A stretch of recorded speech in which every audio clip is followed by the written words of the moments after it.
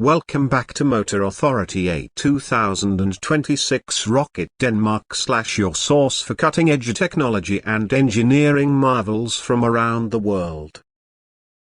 Today, we're diving into something that has sent shockwaves through the aerospace community and stirred national pride in Denmark. That's right, we're talking about the 2026 Denmark rocket. This isn't just a rocket launch, it's the bold symbol of a small nation making its mark among spacefaring giants. The 2026 Denmark rocket, officially known as the Dansk Orbiter, or Do1E, represents the first fully Danish-designed and operated orbital launch vehicle. It's a massive step forward for Denmark's growing space ambitions, developed through a collaboration between the Danish Space Research Institute, several cutting-edge tech startups, and support from the European Space Agency. So, what makes this rocket so special? Let's start with the hardware. Do1 stands at 34 meters tall, with a two-stage configuration. The first stage is powered by 4 Helix 9 engines, a state-of-the-art liquid-fueled engines designed to burn a mix of liquid methane and liquid oxygen. These engines were developed with efficiency and reusability in mind, a clear nod to what companies like SpaceX and Rocket Lab have already achieved. But here's where Do1 breaks new ground. The Helix 9 engines feature a modular thrust control system, allowing the vehicle to adjust its power output mid-flight with extreme precision. That means safer launches, more accurate orbits, and ultimately lower costs. The second stage is even more intriguing. It uses a single Helix vac engine, optimized for performance in the vacuum of space. The unique thing about the second stage is its guidance system. The entire rocket uses an AI-assisted trajectory prediction tool that learns from each mission. Over time, the rocket gets smarter. It's not just launching, it's learning. Let's talk payload. Do1 is capable of delivering up to 2,800 kilograms to low Earth orbit, not massive by global standards, but more than enough to serve Denmark's initial commercial and scientific ambitions. And that's the point.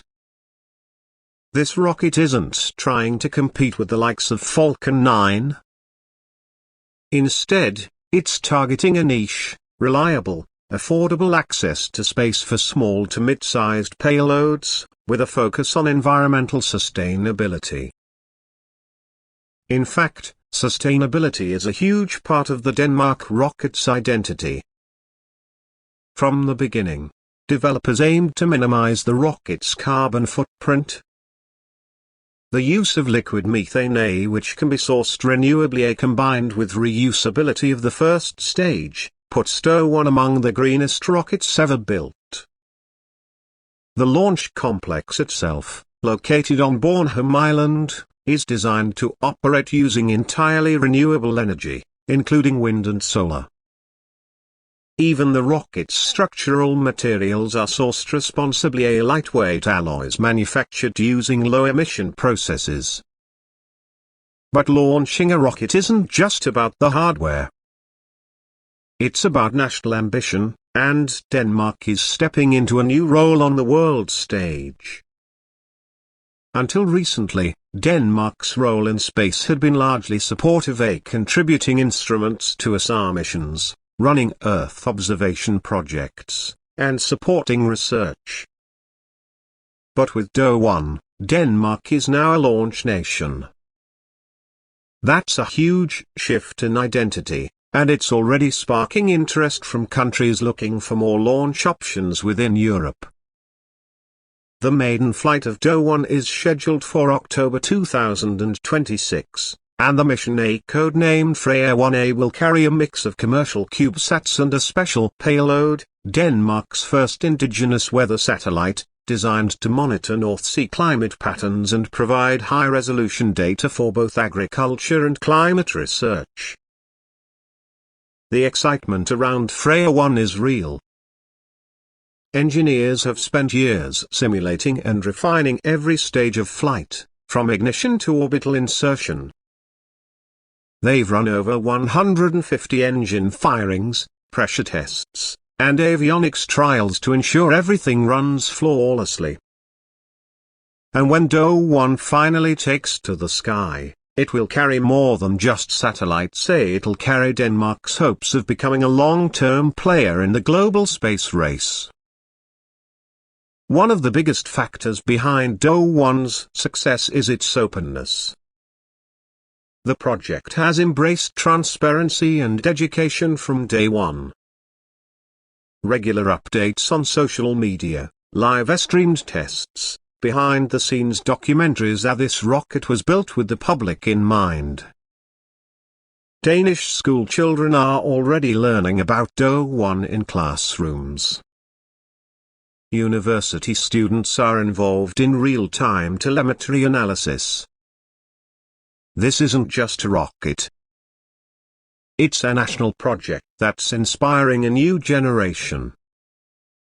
And the future? DO-2 is already in the works. With a projected launch capacity of over 4,000 kilograms and vertical landing capabilities, Denmark's space program is only just getting started. There are even whispers of a future crew-rated vehicle, although officials remain tight-lipped on that. So what does this mean for the rest of us? For smaller nations, DO-1 proves that space is no longer the exclusive domain of superpowers. With smart design, strategic partnerships, and a strong vision, any country can reach the stars. And for the industry, it's a wake-up call. Innovation doesn't only come from Silicon Valley or Moscow or Beijing. Sometimes, it comes from Copenhagen, quietly building something extraordinary. That's it for today's breakdown of the 2026 Denmark rocket. If you're as excited about this as we are, make sure to subscribe and hit that bell icon. We'll be covering the launch of Freya 1 live later this year, with exclusive commentary, interviews, and technical deep dives. This is Motor Authority, and the future is lifting off. See you next time.